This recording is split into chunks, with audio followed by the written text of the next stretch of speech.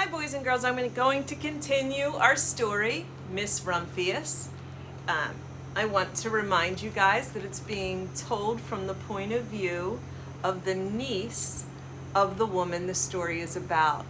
And the author, Barbara Cooney, she's also the illustrator, uses what's called flashback to tell us the story of Alice Rumphius's life.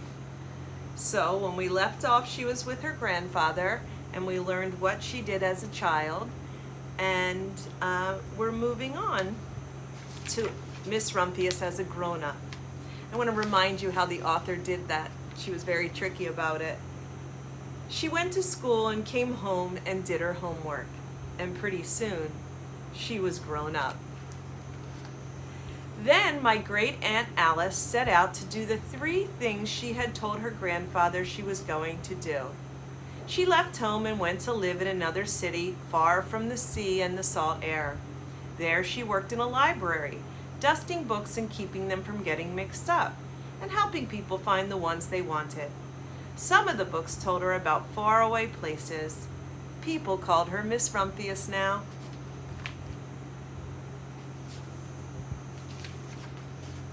Sometimes when she went to the conservatory in the middle of the park, when she stepped inside in a wintry day, the warm, moist air wrapped itself around her, and the sweet smell of jasmine filled her nose.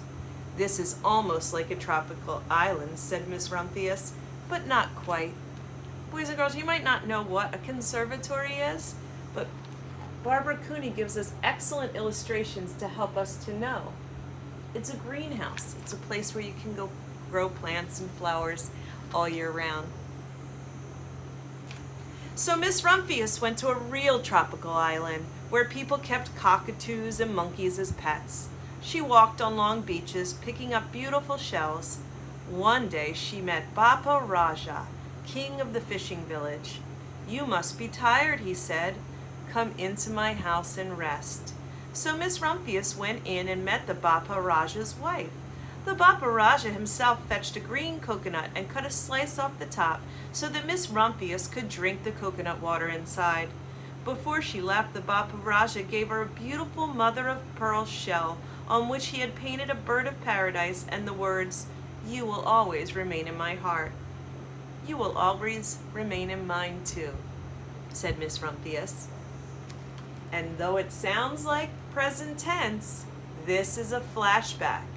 The author is recreating the memory that Miss Rumphius's life when she went to faraway places. My great aunt, Miss Alice Rumphius, climbed tall mountains where the snow never melted. She went through jungles and across deserts. She saw lions playing and kangaroos jumping, and everywhere she made friends she would never forget. Finally, she came to the land of the lotus eaters, and there, getting off a camel, she hurt her back. "What a foolish thing to do," said Miss Rumphius. "Well, I have certainly seen faraway places. Maybe it is time to find my place by the sea." And it was, and she did. So once again, the author's using just one sentence to tell us that a large amount of time has passed.